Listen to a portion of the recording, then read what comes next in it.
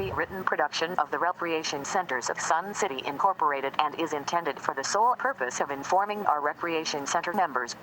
Any duplication, copying, transmission, broadcast, or use, including electronic and social media, is strictly prohibited without the prior written consent from the Recreation Centers of Sun City Incorporated. Thank you for watching.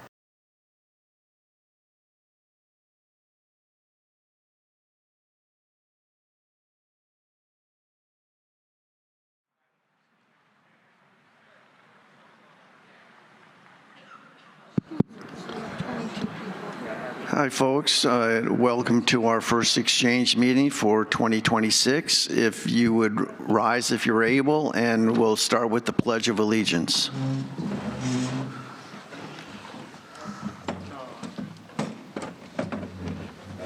Pledge allegiance to the flag of the United States of America and to the republic for which it stands, one nation, under God, indivisible, with liberty and justice for all. Thank you.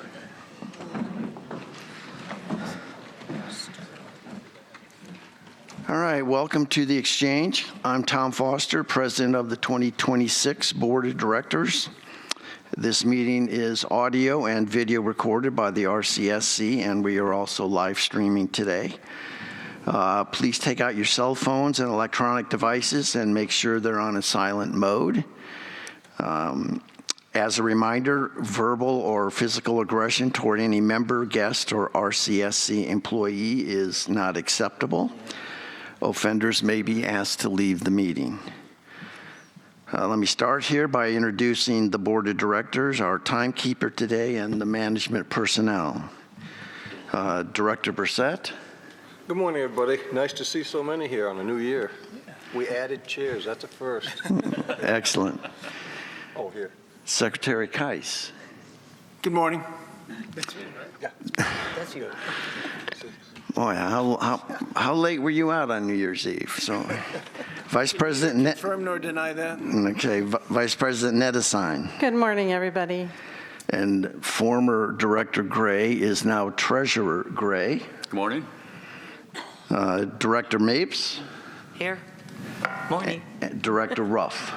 I'm going to arm wrestle you for the best seat in the House. All right, timekeeper will be Secretary Keiss. On the management side, we have our GM is running a few minutes late. Director of Finance is Kevin McCurdy. How you doing? Director of Operations is Mike Diermeyer. Director of Facilities is Mike Whiprud. Morning. Director of Golf is Eddie Renio. Morning.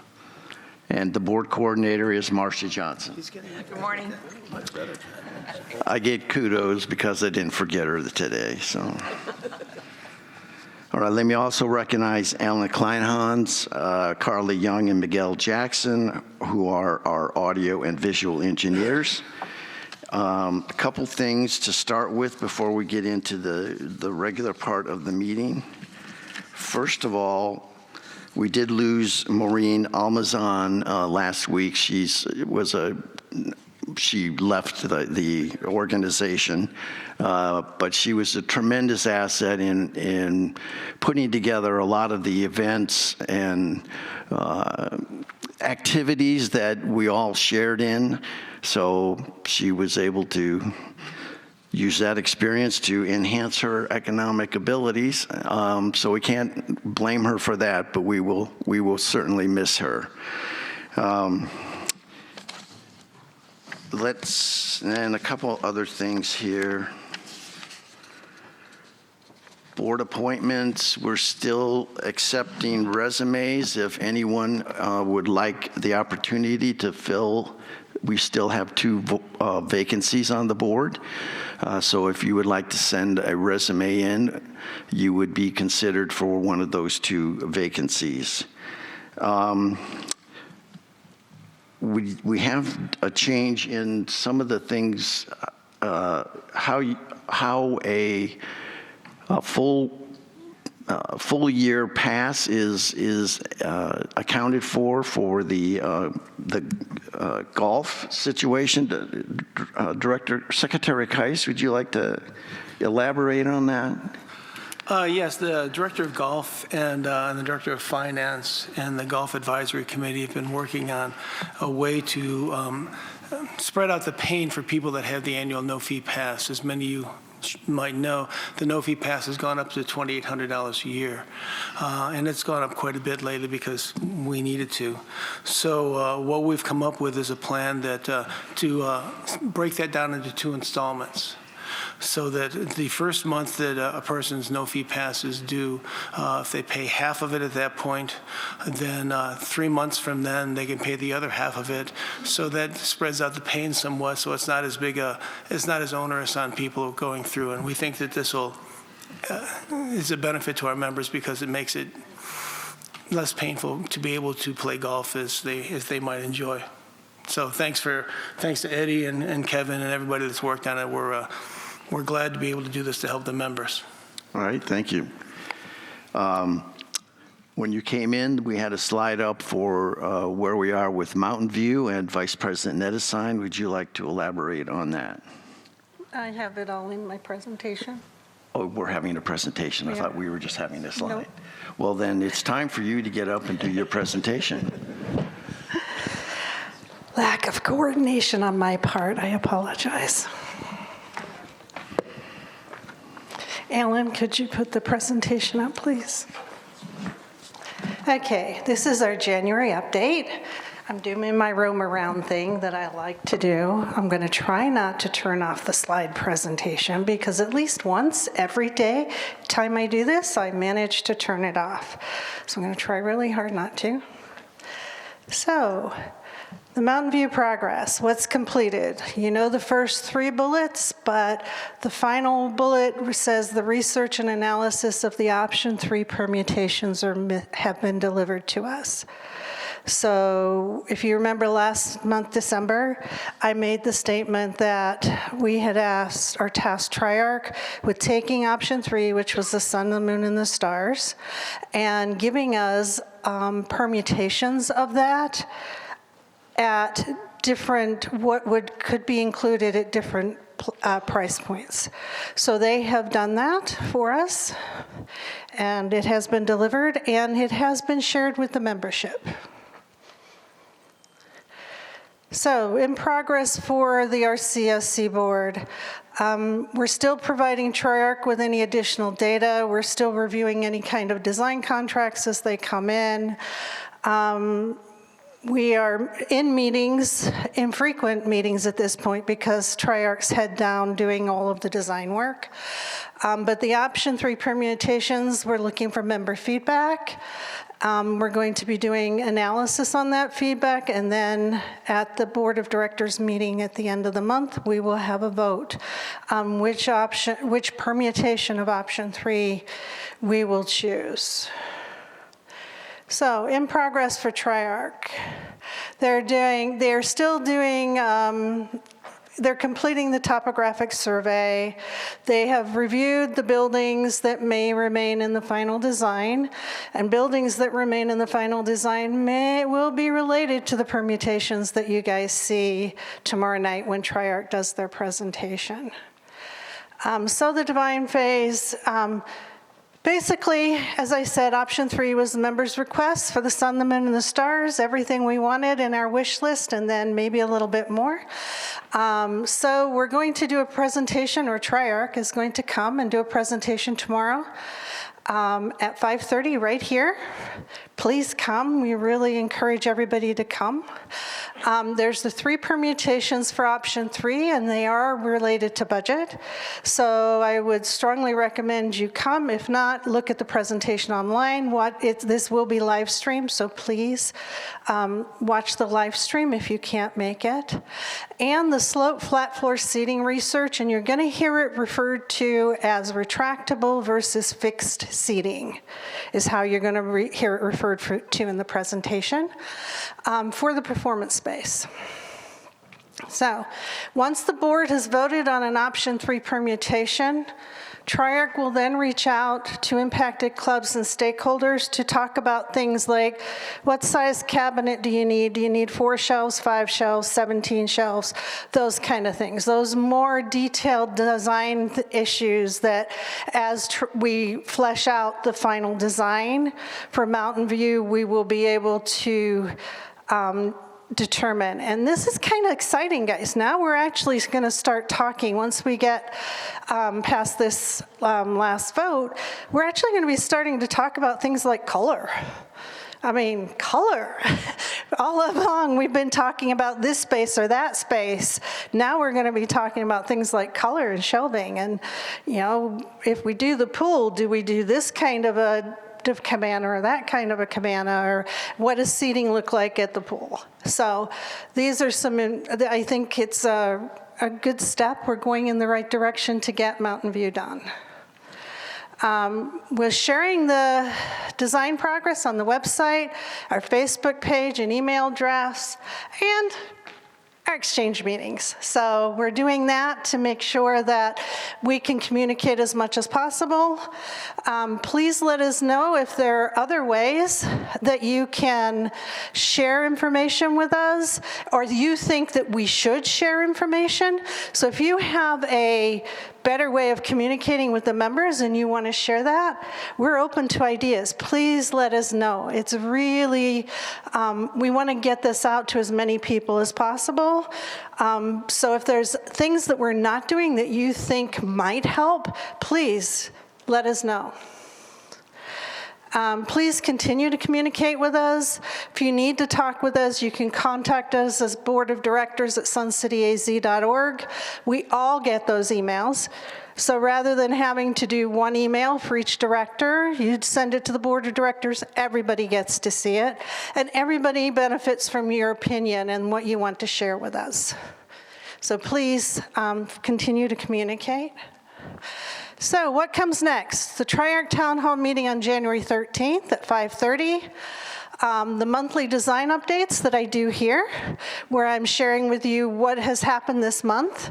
We are meeting a couple of times a month with Triarch as they update us on the progress of where we're going.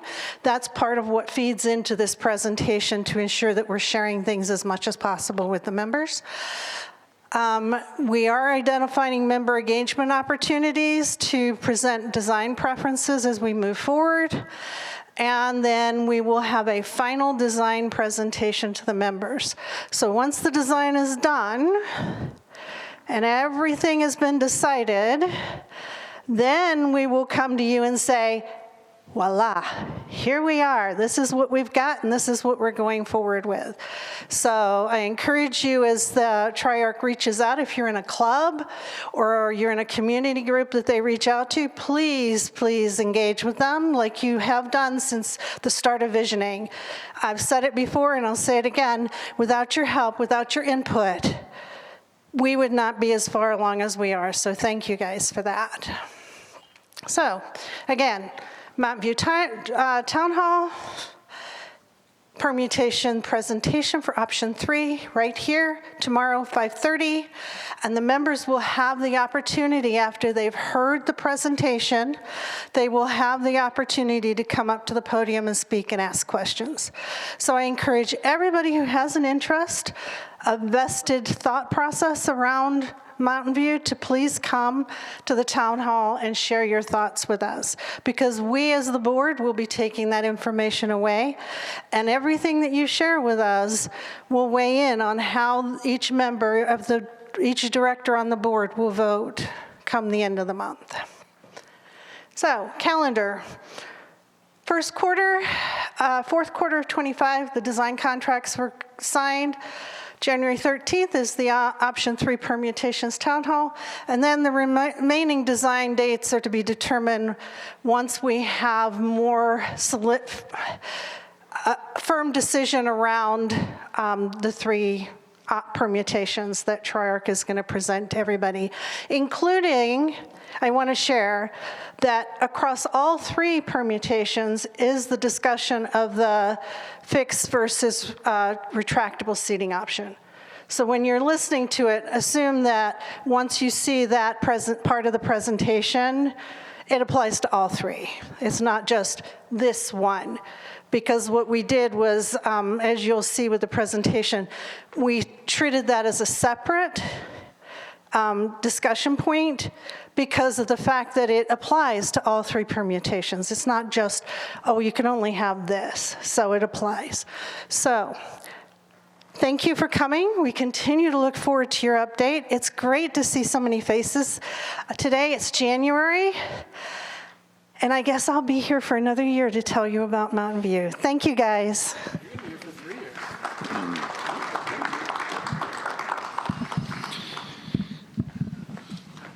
Well, not to surprise her, but her term is for 3 more years, so I'm going to be around for a bit. Yeah, thank you. One other clarification to all of that information that Chris just outlined for you is that when you get to the end of that design phase, now that we have a design that we want to move forward with, that's when it goes to bid, and the contractor, whoever that turns out to be, gets selected at that point in time, and then the shovels go into ground, okay? So there's one more significant step yet to go after this design phase is completed, but holy cow, we are actually making good progress, and we're getting close. And we are having a shovel raffle. We are. Somebody who gets the first shovel in the ground, we're going to raffle that off. Not quite sure what we're going to do with the how it would work, but I would love to see that. I was reading about history about Sun City in a historical document I was given, and how they named Sun City, and they did that with a contest. So I think we can do the first shovel in the ground. We can definitely do that. Awesome. I just committed him. Yeah, I was gonna say this is news to me, but I'm glad we got there. Yes, but that's fine. That's a great idea, and so let's keep everyone involved and communication, so that everybody's a part of this process, because this is the spending of your funds for your benefit, for the improvement of Sun City and the benefit of yourselves and future residents and home values here. So it's a win-win for everyone. Okay, I think that's everything we needed to do. If you got in the back, you picked up hopefully one of the topic spreadsheets, and it's relatively light this month. I think last month at least in my recollection, is we dealt with many of the questions that came up during the meeting, so there's only a few things here. First one is alternative facilities for the Players Club. I know management's been in discussion with the players. Is there any further discussion going on, Mr. Dearmeyer, on that, or not yet? No, I think we have it written the right way. Okay. All right. So ongoing, I guess. Last month, an issue was brought up about potential concern about ventilation in one of the clubs. So we did go out to get an industrial hygienist to go into that particular facility and try to measure those things. But that got delayed, is my understanding. And do we have a scheduled date for that yet, Mr. Whiproot, or? Yes, Mr. President. It's going to happen in the next week or so. All right. Excellent. Good to keep that moving forward. And then there was a request about percentage of households versus email for events. So I know we actually had an amazing number of emails, addresses. Was there any attempt to try and identify the number that were being opened versus what were being sent versus how many live in the community? Yeah, we have some data. We're still analyzing it, though. Okay. All right. Okay, I think we're ready to open the floor for your comments. Secretary Keist, do you have a number to start with here? Number 65?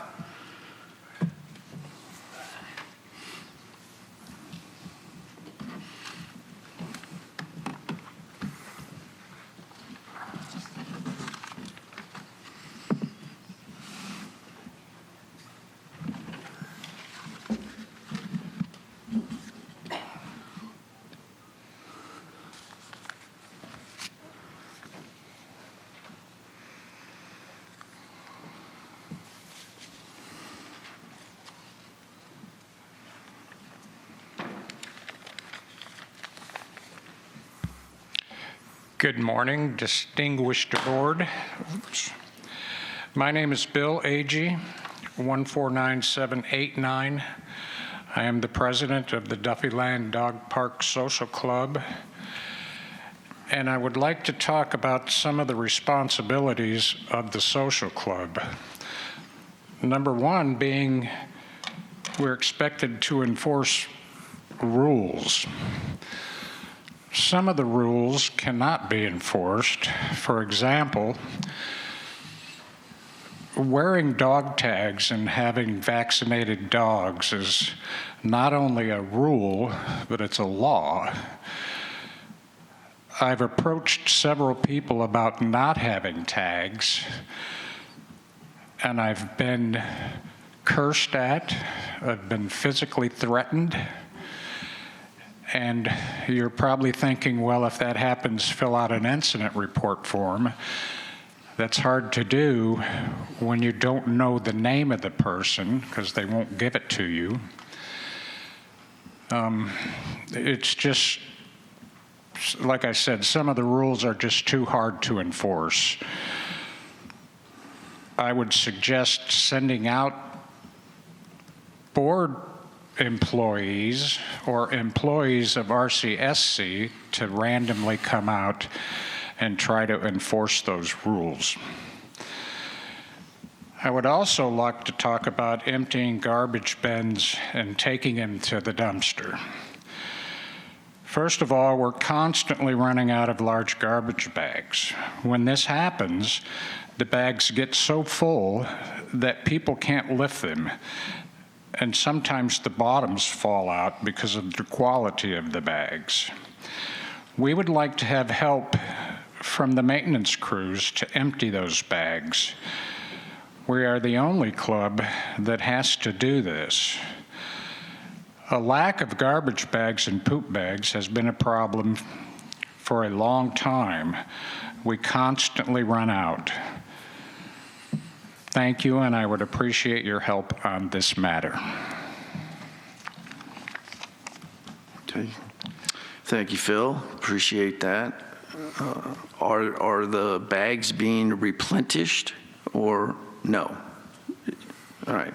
We'll look into that, and I know we've addressed this in the past, so we'll try to.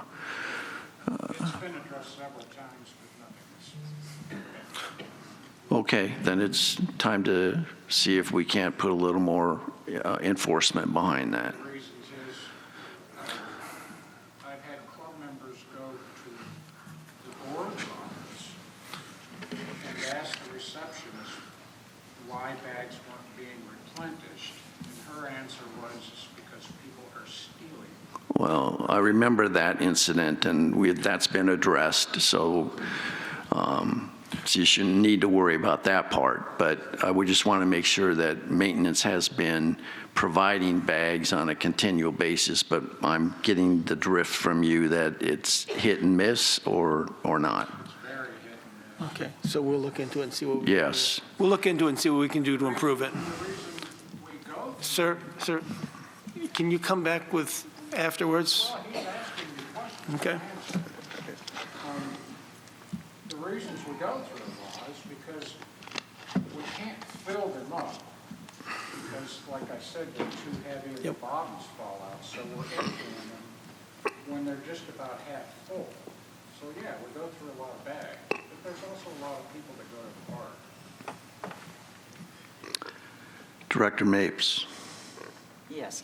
One thing you should probably do is go to the COC, the club's office, because when you're having issues with people in your club and people not having the dog tags or anything, one thing might be to have them required to wear their name badge.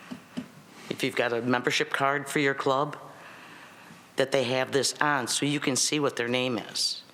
Well, it's not club members. Or anybody, maybe we can have it where you're required to wear identification.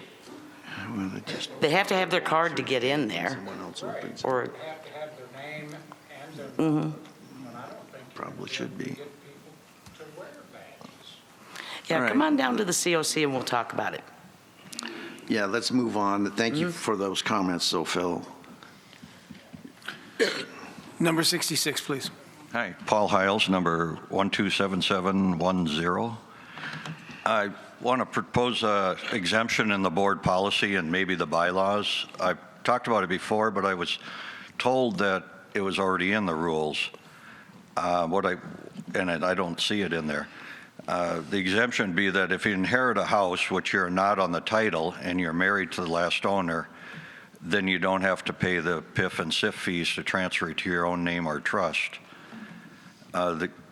In Board Policy 24, Section 1A7, it currently says in the event of remaining owners or owner, not the original payer of PIF, unless legally married to the owner at time of purchase, which I interpret as, A and B get married, and B buys a house here and then dies, A would get it be able to inherit it without paying the PIF and SIF.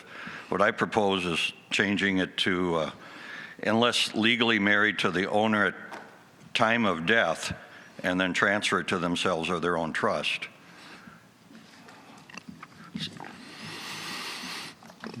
Just purpose of, we've got people I know that their spouses died and they can't come up with $5,000 some to get the house transferred to their own name. Okay. That's all. This is something that keeps coming up from time to time.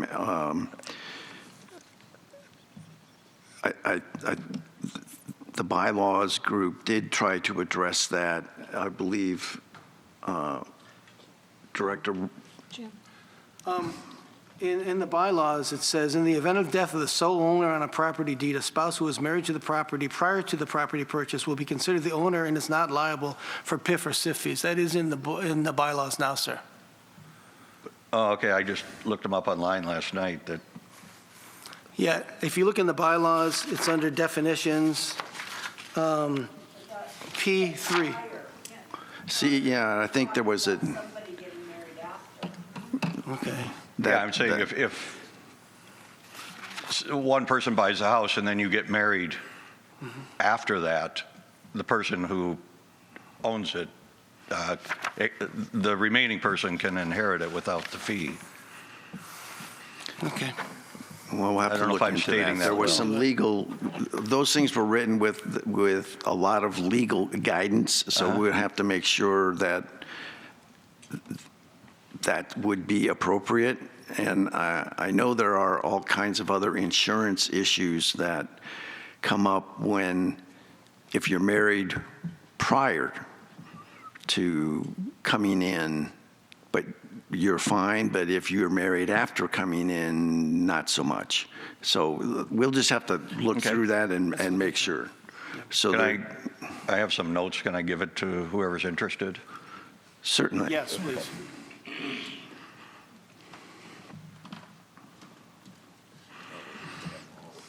Oh, great. Thank you very much. All right. Thank you. Yep. Number 67, please. Good morning. I'm Sue Blecko, 137471. I'm president of the Friends of the Sun City Libraries, and I want you to know that the Friends continue to work cooperatively with the RCSC to support and improve our libraries, and we appreciate all the efforts of the RCSC maintenance staff and operations to help us with our projects, especially around the Friends Used Bookstore, Books Around the Corner, which is in the Sun City Branch Library. Recently, we worked with RCSC to improve the lighting in the bookstore, and we've done cooperative projects, including electrical improvements for today's technology needs, improved lighting in the program room, a water bottle filler at the water fountain, and our last big project was the drive-up book return at the north side of the library at Bell. So we have many great things that we can appreciate the efforts of both the RCSC, the Maricopa County Library District, and the Friends of the Sun City Libraries. We are also grateful to have Chris Nettesheim as our liaison. Chris attends our board meetings, takes great notes, and reports back on issues. She's a wonderful library advocate. Don't go away, Chris. The Friends Group is getting the word out to our RCSC clubs too. Starting at 10 o'clock this morning, we will be presenting a program about our libraries and the Friends of the Libraries in the east part of this room, of this auditorium, to the Sundial Craft Club. We would love to share this presentation with other Sun City clubs and organizations upon request. We are pleased to be a resource and an asset with the RCSC and the libraries to our community. Thank you. Thank you, Sue. Thank you, Sue. And yes, I will do my best to make sure Chris is attached to your group for the next 3 years. Go ahead. Number 68, please.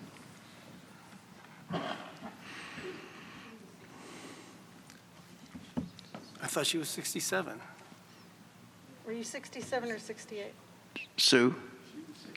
I was 67. Yeah, I thought so. 68, please. Evie Webb Swope, number 168514. I'm back. I'm here to discuss the Duffyland Dog Park. We had a lot of discussions last year about the dead trees and the bushes. Some of it has been taken care of, but consequently, what we have now is free running water throughout the park that is where the trees and the bushes used to be watered, creating very wet puddles throughout the park, which if you are not owners of a black and white 90-pound Australian Shepherd, you have no idea what fun it is to go home and follow him around with a broom and shovel. But that's my problem, not yours. What is all of our problem, though, is this is wasteful. And in a state that has problems with drought and have sufficient water, to have free running water just doesn't make any sense. That needs to be taken care of. Also, we have a concrete table that is kind of surrounded by what I would call police tape, where it's got a major crack in it, but that's been like that for months. And Tom, as you said earlier, that this community needs to stand and have standards that makes future generations want to come here, rather than looking seedy. And whether it's the dog park or a golf course or what have you, we need to spruce things up. I invite all of you to come to the park, see what's going on, and see what I'm talking about so it doesn't come to just words, and provide some action, because honestly, and this is said throughout, that we're kind of feeling like the redheaded stepchild that everybody kind of pushes to the side. So really would like to have us, we're better than that, right? Thank you. Okay. 69, please. Tad daughters, 11, 7, 6, 436. Just like to say thank you to the board for the work they're doing on Mountain View. I'm looking forward to tomorrow's presentation and continuing with input for our final design. Thank you. Thank you. Number 70, please.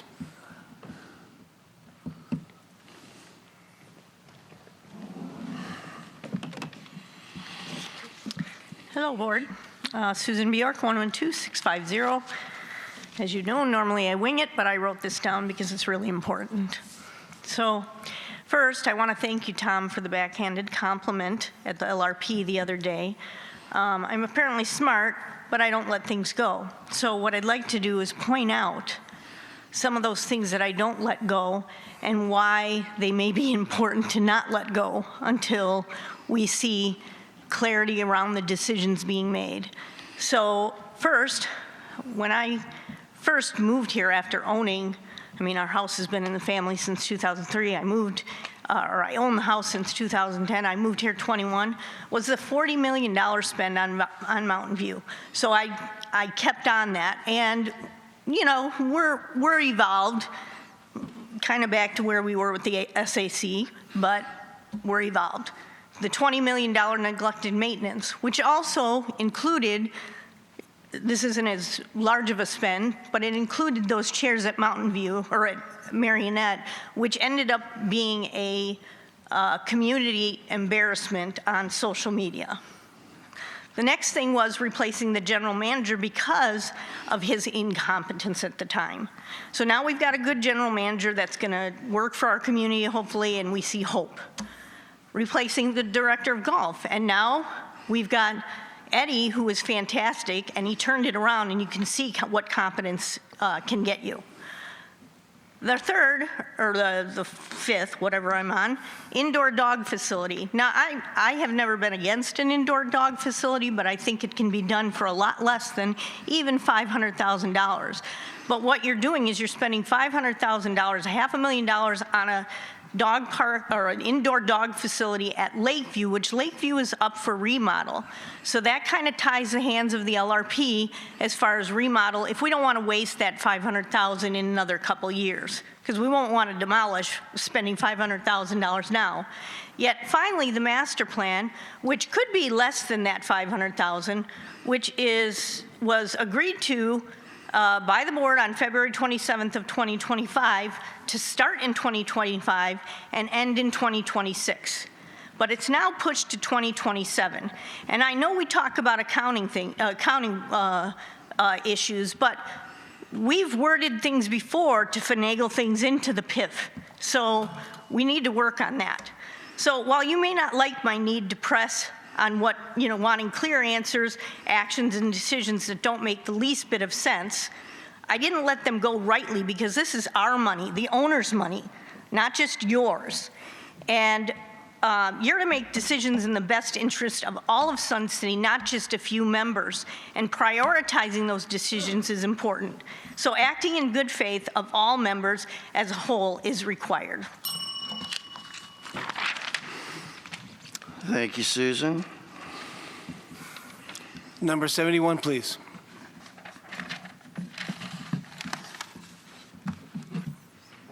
Is there? No, 71. She's right behind. She's just coming in now.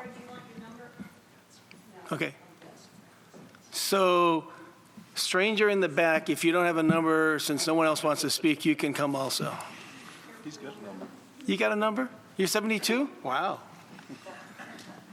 Following procedures, that's unusual for you. Maybe we should go to 73. Steve Collins, 166871. Just a few things. I'm still in the COC, and we would love to see the dog park people come to us. You had 2 complaints today that we never heard anything about. Please come see us at the COC. The air quality inspector you have coming. Please notify the club 5 days in advance so they can build up a stockpile of stuff to put in the ovens. Okay, great. Okay. Thank you. And Preston, you're now on the COC, and that's great. He'll do a great job. And Preston, you know, like me, he wants to help all of you. His phone number is area code 405-873. And you know that's not my number, so you can say whatever number you want, because that's not it. So, thank you, everybody. Thank you, Steve. 73? That would be 73.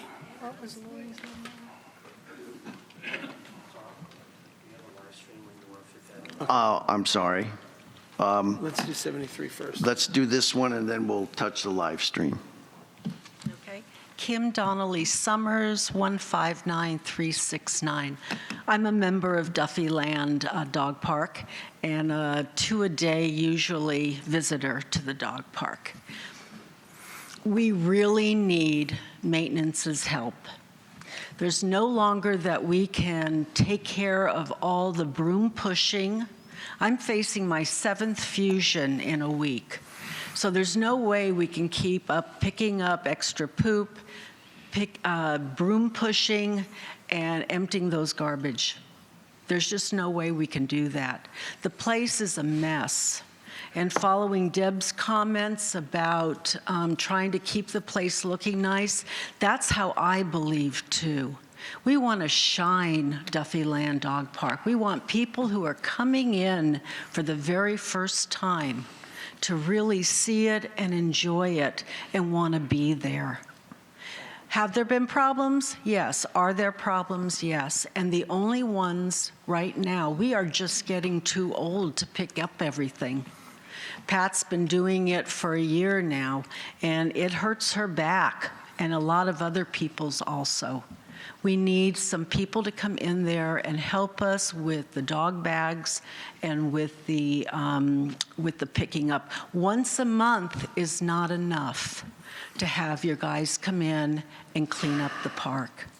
It's got to be done more often. The leaves fall off the tree, and we can't find the poop in the leaves because there's so many leaves on the ground. Seriously. I'm in there all the time with a small dog, and so I'm constantly trying to find his dog poop, and it's really hard to do. So please help us out. We're being very serious, and we've come to you asking sincerely for your help. We love our park. Those of us that come twice a day, and there's many of us here today that do that, we love our park. And there's no way that we want to give it up, but we want to show it off as being the best park in the valley, in the west side at least. Thank you. Thank you, Kim. 74, please.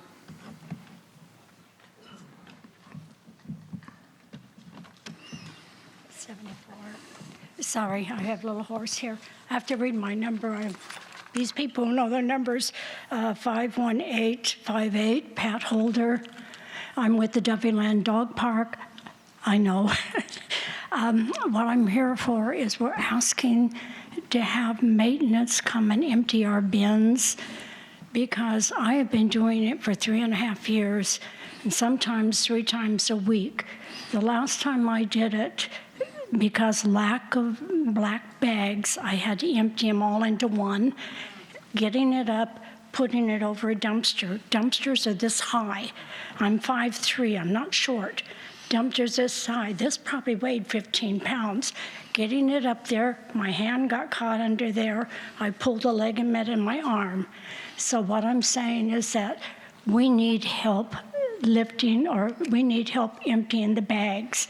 Years ago, we asked to have the help, and you wanted to close the park to do it. You do not need to close the park, because I've been doing it for 3.5 years, 3 times a week, and I have not had one dog attack me. Yes, I'm there twice a day, 7 days a week normally, but I have never been attacked by a dog, nothing. Again, with the black bags, This has been ongoing for as long as I've been there, for 20-some years. Well, the last 5 that I have been involved there. Before that, you weren't involved with it there. I have begged for the bags. I have bought bags from the house that don't fit, and they keep saying we're stealing them. They're under lock and key. Nobody steals black bags. 5 bins, 2 trash cans, 3 times a week, added up. They give us a small roll. By the time I put the bags in the containers, I go through a roll, then we ask for another one. Well, what did you do with those? Come and do it. You gave us a porta potty. We thank you. But you gave it to us because you were going to get sued because we had no facilities to go to the bathroom. You gave us cement slabs in front of our gates. I'm shaking, sorry. You gave us cement slabs in front of our gates, not because the graces of your heart. You did it because somebody fell and you were going to get sued. Everything we've asked for is because it was safety for the people that go there. We have between 40 and 50 dogs that go to the park a day. And if you think that's not, I'm exaggerating, I'm not. You give us these little dots that go on the back of our keychains or whatever to get in. We have no control who you give it to. As Bill said, somebody can come in there that, we don't even know that person. They're not a member. All the clubs, usually you have to join, you have to wear your name tag. All the clubs I have gone to is that way. The dog club, you cannot. You swipe that card. Thank you. You can come back if you'd like, ma'am.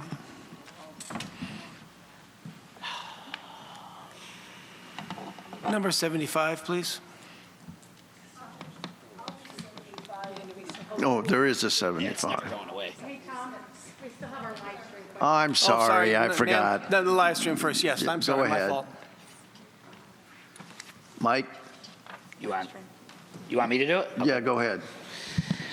Chris Tracy, member number 125567. Good morning and hello to 2026 Possibilities. As the community that changed the nation, our Del Webb Sun Cities Museum is involved with this year's national celebration of our country's 250th anniversary. Is the RCSC promoting our annual 4th of July Liberty Bell event with the America 250 Arizona Committee? Are there other RCSC events planned for this year-long celebration? Hope we are taking advantage of our national marketing exposure and local member engagement opportunities. Thank you. Should I go next? Well, you may be more informed than the rest of us on exactly what's going on with those plans. Yeah, so we're working with our community partners. We're working directly with the museum. We have we have a regular 4th of July event. We don't have the details, that's why it isn't out there yet, exactly how we're going to embrace the America 250 with Arizona 250 and their whole setup, but we're working with shows involved. We've got all our community partners involved, so we're hoping to have a big bash in July. And then in November, we have our the time capsule unveiling, 50-year time capsule unveiling. So there'll be details coming out. We're working hand in hand with the museum on that. I don't know for sure how many years that is. Okay. Thank you, sir. Go ahead, ma'am. Okay, thank you. Chris Light, 153584. I just wanted to respond back to Chris's asking about ways to engage people. One of the things is I would guess that if you ask the attendants at the pool or at Mountain View, I'm sure they get questions all the time.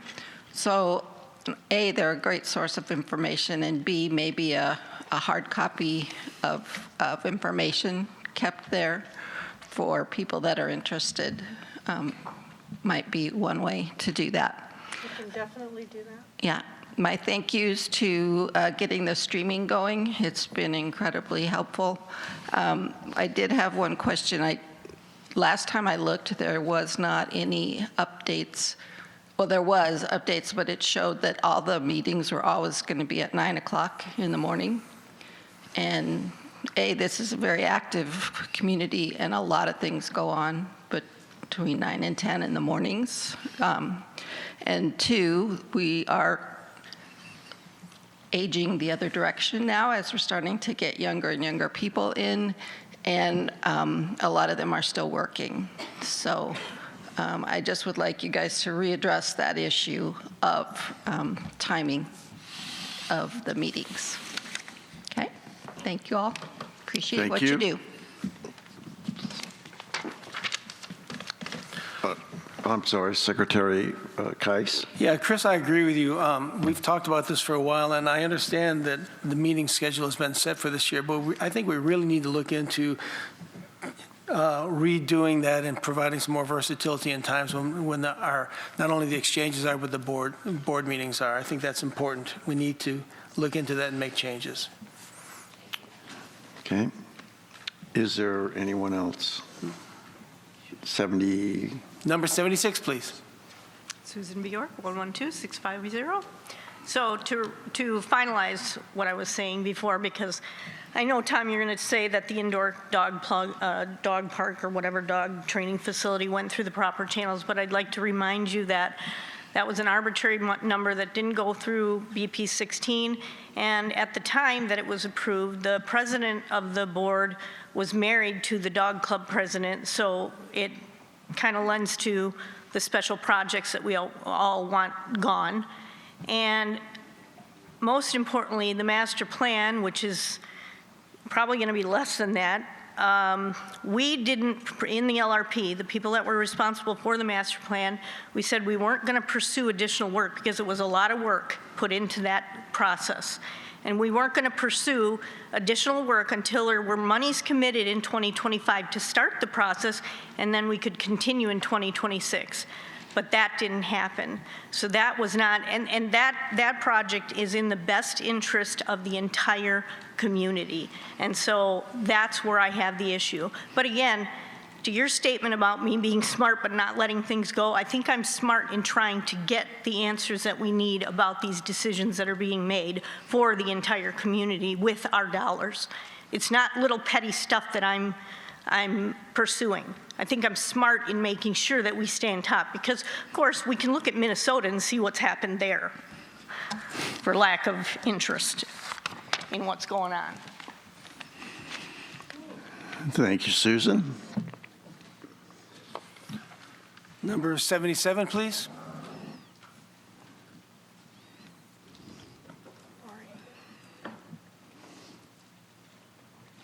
Kim Donnelly Summers, 159369. I want to assume that Susan doesn't have a dog, but I'm not sure about that. Best Friends Dog Club had tried for years to get a facility, and it wasn't something that just popped up last year. I felt like it was a building that became available last year. I don't know where the $500,000's coming from or where that's supposed to be going, but Best Friends deserves to have an indoor place where dogs can be trained. It's amazing how dogs can be trained and how smart they are and what they can do. It's not just something for fun. And it's the same thing that we do at Duffy Land. I belong to both clubs, and it's the same thing. But to carry on with the needs of Duffy Land, we've had a tremendous amount of rain over the last few months, at least for us. And the areas in front of the entrances, even with the slab, does not maintain the water. We end up with a huge puddle in front of the doors, which makes it hard, very hard, especially for someone with a cane or someone that doesn't have a leg to enter the park, as well as other people, I'm sure. So that needs to be resolved too. And I also wanted to say, if you all are coming to the park, please remember to get your little tag on the back of your card, because otherwise you can't get in. which I find to be just ridiculous, truly.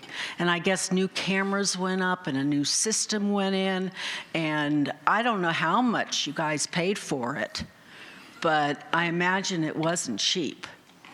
So if you can do all of that, you can have your maintenance people come out 3 or 4 times a month and clean up our park, let alone come out and empty our trash. No one else. Who else? Does anybody, who cleans the pool? Who takes out the trash in Palo Verde's room or Lakeview's room or any of the other rooms?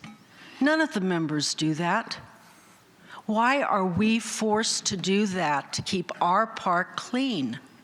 Why are we doing that? No other club cleans up after themselves. Tell me who. I'd love to hear. Who cleans up after? The metal shop cleans up? Yeah. Okay. Probably because of all the metal pieces. Thank you, Kim. Anyway, thank you.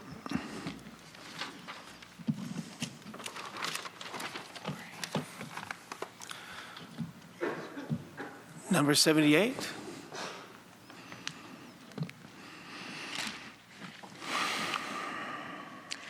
Lori Ellingson, 133335. I've talked several times about better communication, and I am on the communication committee. But for the longest time, I feel, and I've made this quote before from Cool Hand Luke, what we have here is a failure to communicate. And it is a problem, and it continues to be a problem. There's a lot of confusion. Because it's a 55 retirement community, I don't believe there's anyone here that was born in Sun City or grew up in Sun City. Everyone moved here. And they moved here from a city or a town or a township. So they moved here with that same premise of how the community was run. And by having this community called Sun City, there's a misconception. People think it is a city, and it is not. So we need to change the name, or we need to do a better job of having a connection with the realtors so that when somebody is interested in moving here, the realtors can let them know, you are not moving into a city, you are moving into a community that is run by a nonprofit organization. And there are different rules and there are different regulations.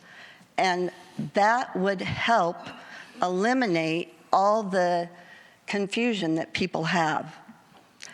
I went to the Showa annual meeting, and sadly enough, it was a dismal turnout. But one resident talked about the fact that when they look in the paper for listings, it still says no HOA. And that's not true. We do have an HOA.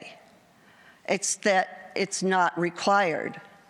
So we need to do a better job of combining RCSC with Showa and with all the other community partners, and a better job of communicating to the residents so that they have a better understanding of the rules and regulations that they have to live under. Thank you. Treasurer Gray. Thank you. Yeah, I do want to make one comment about that. We've had a lot of issues in the past that have to be issued, repaired, basically, overcome.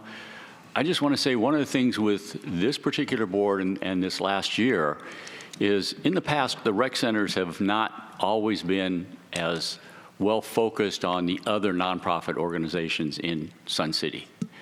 And I'm glad to say that this board, and in particular Chris Nettesheim, as you know, has been working with SHOA and COA to help inform our residents, because you're absolutely right. There are a lot of people that do not understand that what a city is and what it isn't. But as you'll notice, this last year, we've had a couple meetings. We've been working together to help inform people. That's a direction that will take a certain amount of effort and time to basically get people informed of that.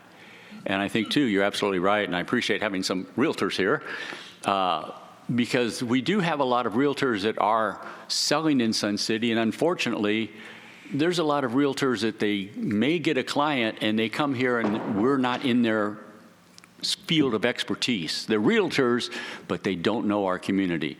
So that's going to be a continued effort that all of our organizations, and I think the rec center, I just want you to assure you, we are working on that with our other groups. It's just that you can't snap your fingers. It takes time, and it takes a certain amount of continued enforcement of that information. But again, I think we've turned a corner as an organization, the RCSC has, and we're moving in that direction. We're cooperating more, and we are in that process of informing people, because you're absolutely right. So many people come in here, they don't know the difference between SHOA and the rec center. They don't know the difference between an unincorporated community and a city. We are working on that, though, and I think we're making progress, so thank you.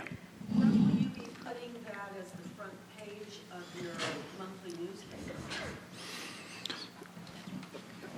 Putting what at the front page? That we're not a city. Explaining that to the community. If there's anything that gets read, that does. So why aren't you putting it on the front page of the newsletter that comes out monthly? Do you want to dress up? Or when will that be happening? So I will say that where we're at right now is we are starting to meet with SHOA and COA. We are part of the leadership coalition for the Sun City community. And we are meeting with SHOA and COA to outline where we're going forward this year. We had goals last year. We accomplished those goals. You're asking, before we communicate it, we need to be in consensus with our two partners how we want to approach that. So I can't give you an answer. I can't speak for SHOA and I can't speak for COA. Ma'am, please.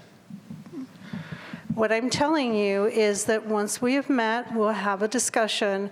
I'm hearing from you is you're saying, please put this information on the front page of the monthly update. That's what I'm hearing for you. We are documenting that, and we'll have an answer for you next month. Okay, so I'm hearing what you're saying. I really am. I'm just explaining that we can't just do it in isolation, because then that means we're not good partners. Okay?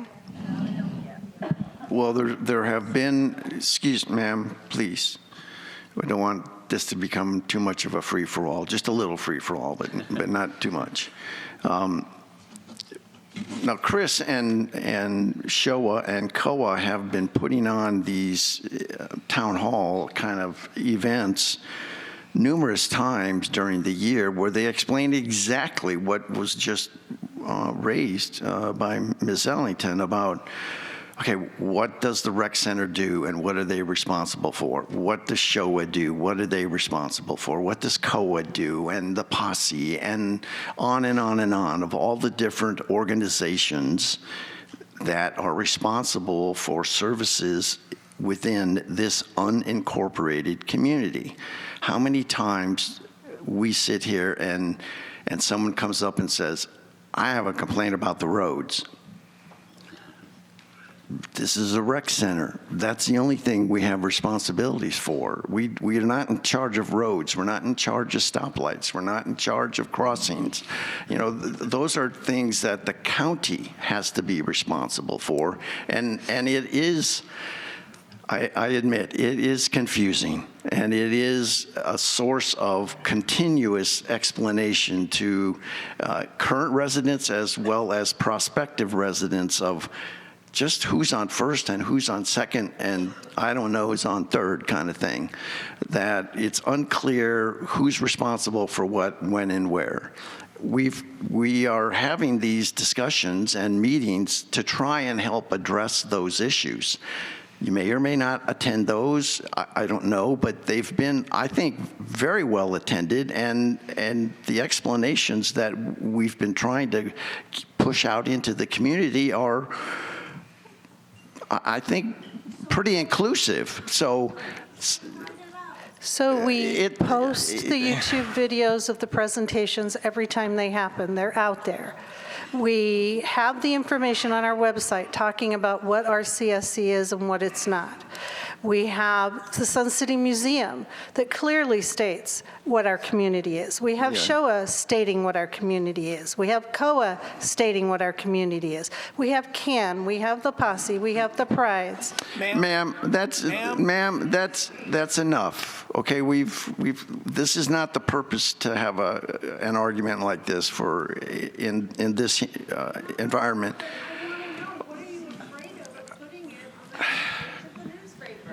We're not. And I told you, once we've spoken with SHOA and COA, Ed. I'm going to let Ed speak for SHOA because Ed's here.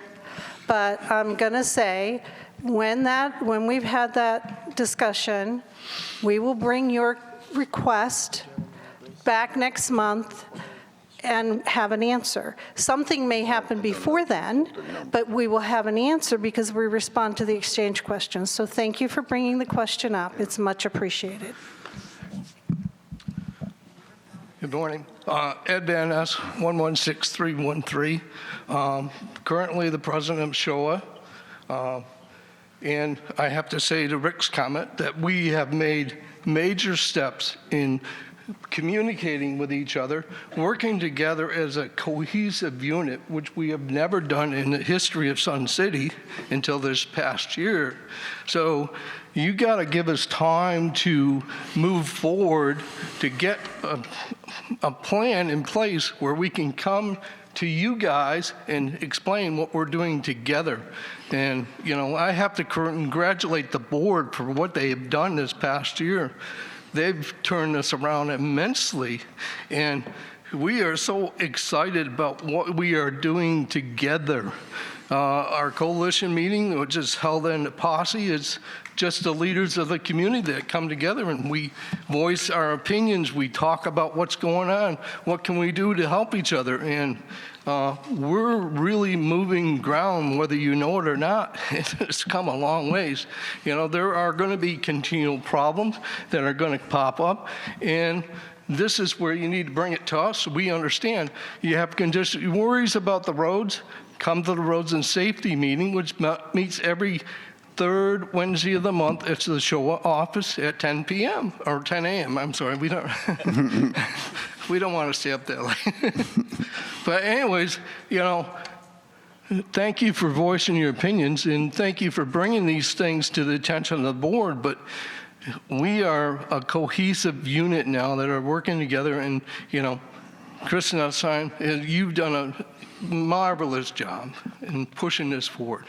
So, we are a community. We're finally working together. So give us time to work this out, and we'll probably have better results for you in the future.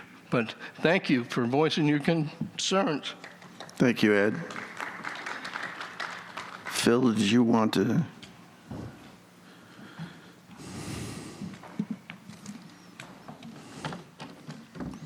I just wanted to say that when I moved here in 2019, I had an excellent realtor. And what she did was, before I even thought about buying in a certain community, she gave me the CCRs, the rules, everything I needed to know about that HOA. And for a time, I sat as a director at COA, and I will say the state of Arizona does have statutes for HOAs. The sad part is they can't be enforced. If your HOA is, if you read these statutes and you find your HOA is violating some of those statutes, good luck trying to remedy that fact, because it isn't going to happen. The HOAs have run rampant. They don't follow these statutes, and it's sad. I just brought that up because of what everybody was talking about. Thank you for adding to the list, Phil. Appreciate that. Treasurer Gray. Just as a side note, when you have a legal issue, the only way you can solve it is with a legal process. And we have, as I understand it, 384 condo association that have HOAs, and then we have one, which is SHOA, that helps all the single-family homes. So a lot of these smaller HOAs, you may have, 2, 3, 4 units in one association, and there can be issues with that. And so, yeah, unfortunately, when you've got some of those, it's the only way to solve it is in the legal process, because there are laws, and they have to follow those, but you have to process them in the legal issues. I think we're fortunate with SHOA that they do follow the legal issues, and unfortunately, because some people don't do what they're supposed to do, they have to spend a lot of money on legal issues. That's just the way people are, and it seems like it's going more and more that way nowadays. But again, as a community, we are focused on working together to create the best environment for everybody that we can have involved. And I wish every one of our realtors had the same kind of focus that what you had said your realtor had. And again, we've got some good realtors in Sun City. They focus on Sun City. We just have to contend with some of those that maybe come from other parts of the community that aren't aware. And those are, again, because of the uniqueness of our community, those are things that we just have to overcome. And the bottom line is we acknowledge that, we see that, and we're working to overcome that. And it would be nice to be able to snap our fingers and make it happen, but it won't. It will take time, and that process is in place. We're working on it, and eventually that will get permeated out. It just takes work and effort, and that's what we're doing. So I just want to assure you that, we're moving in the right direction when it comes to that. Unfortunately, a lot of us don't have the funds to take legal action. I totally understand. If you did have the funds to take legal action and you sue, it's just going to come out of your neighbor's pockets. So I understand. this thing doesn't make sense. I understand. Number 79, please. You were 79? Okay, thank you. Number 80. Milton Lebsack, 130662. What I'm hearing here is very similar to what I've heard for 10 years at meetings. The board exchange meetings turn into a grievance session. And what I'm hearing from several groups, SHOA, COA, COC, no matter how it's done, there needs to be a sounding board to get a unified approach to problems before they go to the board. An exchange meeting that's entirely devoted to people's complaints about it's one issue this week, it's a different issue next month, it's a different issue next month. And the board is perfectly correct in saying that they should be dealing with issues that are affecting the recreation centers. That's what they're supposed to do. For other issues that are personal issues or issues with streets or law enforcement or whatever the issue may be, there are other agencies that should hear those complaints first before they come to the board, so that there can be a unified approach to a problem. And if it's a significant problem that affects a large number of people, you can get a single representative or a small group of representatives to present that problem to the board and see if they can deal with it. As I say, I've been attending meetings for 10 years, and the vast majority of them turn into grievance sessions which do not accomplish anything. And I'd like to see that change. Thank you. Thank you. Mr. Dearmeyer, is there anything else on the live stream? No, sir. Number 81. Has everyone spoken who wished to speak? Mary, it wouldn't be an exchange meeting if you didn't get up and say something. I was telling her, she looks really good. Yeah, she's getting along very well. Every other step. Yeah, but you're healing well. So. Yeah. Good morning, Mary Dahlman Shopper, 128-442. Good New Year to everyone. Good to see a lot of people here. Couple of things. I believe the people who have talked about the dog part have been heard. Okay? Got the message. And as far as the realtors and such, our experience was that we didn't know about the 5,000 until we went to closing. Surprise, surprise. And I can thank Visa and MasterCard for completing that closing. Because we signed everything, and then all of a sudden, well, now we have the community you're going into, they need $5,000. And I said, what for? And the realtor's response was, well, this is something that I'm sure I covered with you at the beginning of the sale. No. So, yes, we got the CC&Rs. And I read them line by line. But what was missing was a definition of who we are as a community, not a city. Change the name of Sun City? I'm opposed to that. Our relatives wouldn't be able to find us otherwise. And as far as what the board has done in 2025, I think you guys have been fantastic. I really do. For everything you got done in 2025 and all the substandard dirt that you picked up. I was clean. Substandard dirt that you picked up, and you came forward and you were able to make gains. My only request would be that for the people that are on the streaming, I would ask that at some point you mention how many people are on the streaming. I wasn't here for 7 weeks because I had foot surgery. When you have it on your right foot, you can't drive. And when your doctor tells you, you will not take this boot off and drive.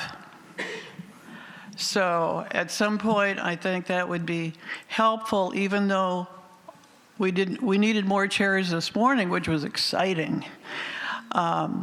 It would be helpful for others to know that just because you didn't walk in to this auditorium, that you are equally involved. Thank you. Good New Year. Thank you. Thank you, Mary. Let's ask Mike the question. Excuse me. So, Mike, how many people are on streaming? We have 23 people watching now. Great. Awesome. Thank you. All right. Has everyone now spoken who wishes to speak today?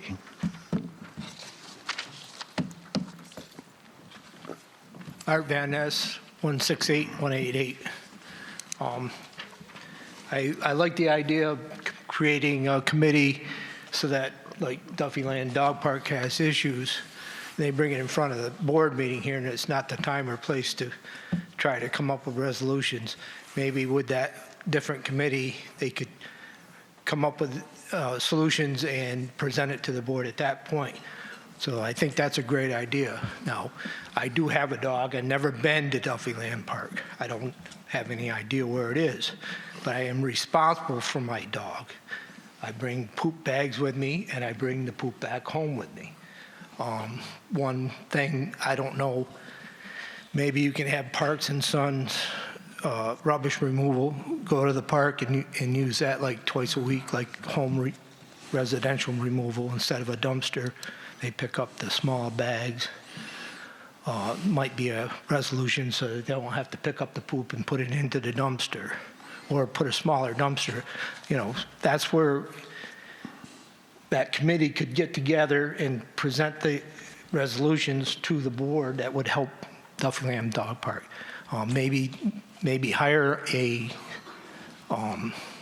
landscaper to go in there. Maintenance, I don't know. Does maintenance have personnel to take care of that stuff? I don't know. Maybe don't. Like they come to the house once a month, $165, and they trim the bushes, pick up all the leaves and trimmings and all that stuff and take it away. So relatively inexpensive resolution. Maybe they can go to the dog park and do the same. I don't know how big it is. Maybe it'd be more. I don't know. So that's about all I got to say about the meeting today. I appreciate the job you guys are doing. Looking forward to a good year here. Thank you. Thank you, Art. Lois? Okay, excuse me, Lois. Director Mapes? Yeah, in response to like the Duffyland Park Club, you are a club. The COC has been around for a real long time. That's the club's office committee, which means if you have a complaint, you need something repaired or fixed, you put in for this, but you would come to the club's office. And that way we can deal right with your club and take care of things a lot quicker. We're a social club. Right, it doesn't Okay, matter. We well, have 124 clubs. We oversee and listen to everyone. You are a club. Social, Next Gen is a social club. If they had an issue, they would come to the club's office.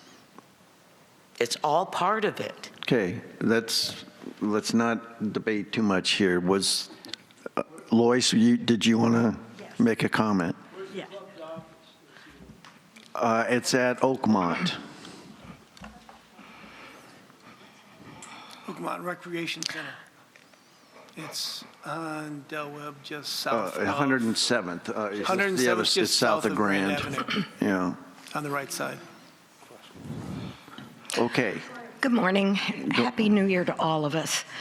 I've sat through this meeting and I wasn't going to speak. 53367. Thank you. I memorized it. I congratulate these people in front of us. You have inherited, we have all inherited a dysfunctional structure, honest to God. My background is working for attorneys and in government, and I have endeavored to understand, to melt them together to understand this structure. I've heard one board member mention, you guys are about fun. You work on providing fun throughout the city. It's true, you don't do the roads, you don't do the infrastructure, the lights, the garbage pickup. I mean, that is a city. That's not what you do. And to top it off, you've got a big financial thing on top of you that you're working on. Again, I congratulate you. I've been here in this community since 2004. I resisted moving here. My husband insisted, and we moved here because I'm from the area, and I knew the dysfunction a little bit before I came here. We knew about it as a teenager, even I knew. But you are endeavoring to dot the I's and cross the T's. I applaud this board for doing the policies, and oh my God, to find out that the state statutes weren't updated for us. Shame, shame, shame on not the board, but on the attorneys. They should have been on top of that. So you guys are taking care of that. Thank you very much. That I can understand. But, and But I mean, it is, I agree with the gentleman behind me, complaint. I'll tell you one, when I didn't know what was going on, I was trying to understand, I started coming to the meetings. I started getting involved. Monica knows, I mean, Marsha, I like to call her Monica. Anyway, she helped me out a lot too. I met with some of the board members. Some of you I know. But I'm telling you, it is a tough row to hoe that you guys are doing, and I appreciate that. I understand that. My, what is it? I know about government because it's so, and law, it's so laid out if you follow the rules. Okay, so that is where I come from. I've been here a long time. Now I'm involved. Now I understand. Get on a committee. Put a term paper in, or whatever you want to call it, for a structure. Meet with the correct board member that can help get the answer. But the complaints are a lot. Some are viable, some are not. But I thank you very much, all of you, the staff and the board. Amen. Thank you, Lois.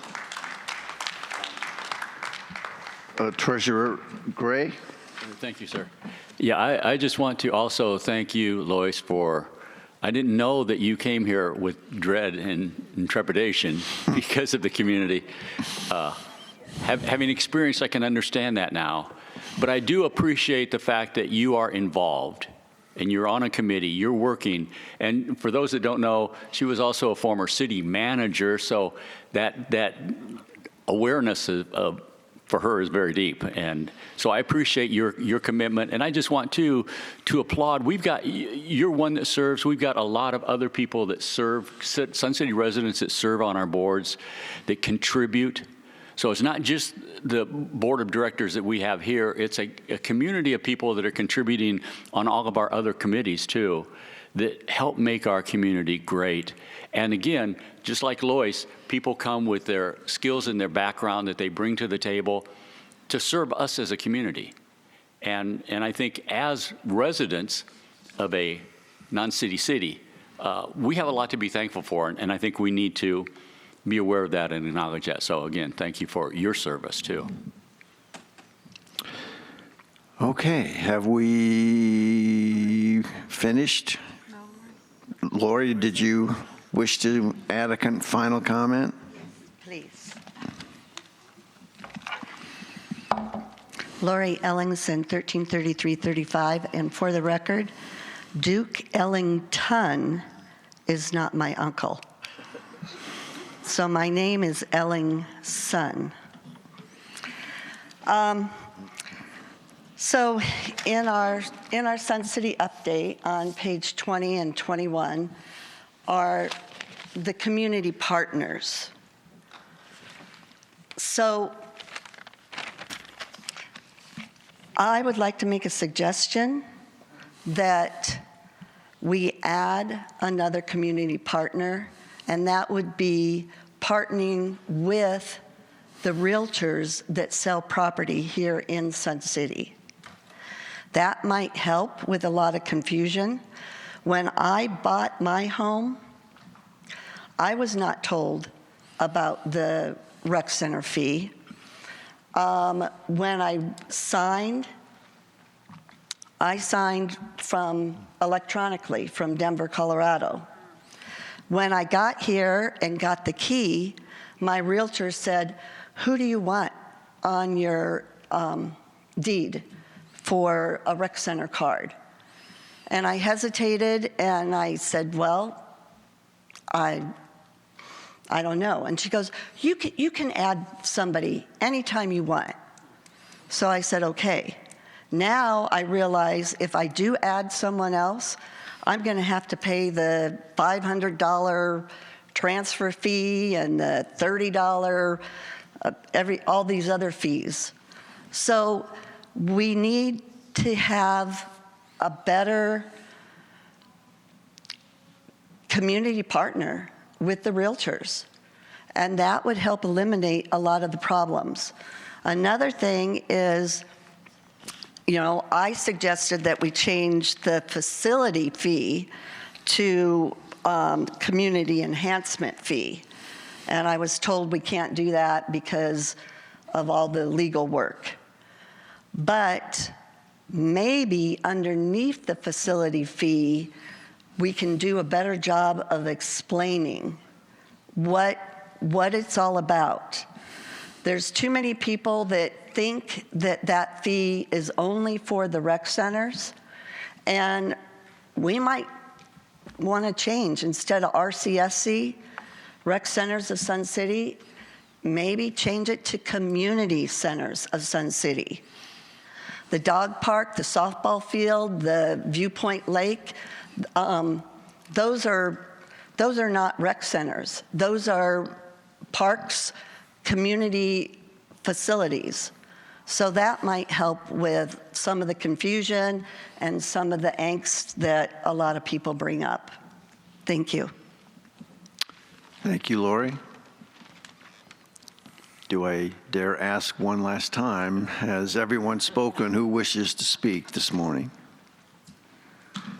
All right, seeing none. Anything else on live stream, Mr. Diermeyer? None. All right.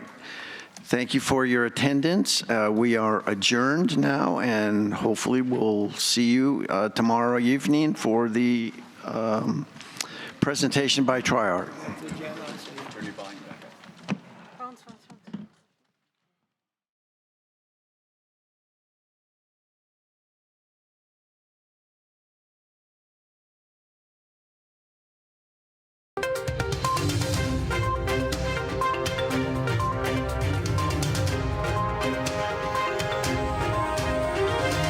This is a copyrighted production of the Recreation Centers of Sun City Incorporated and is intended for the sole purpose of informing our Recreation Center members.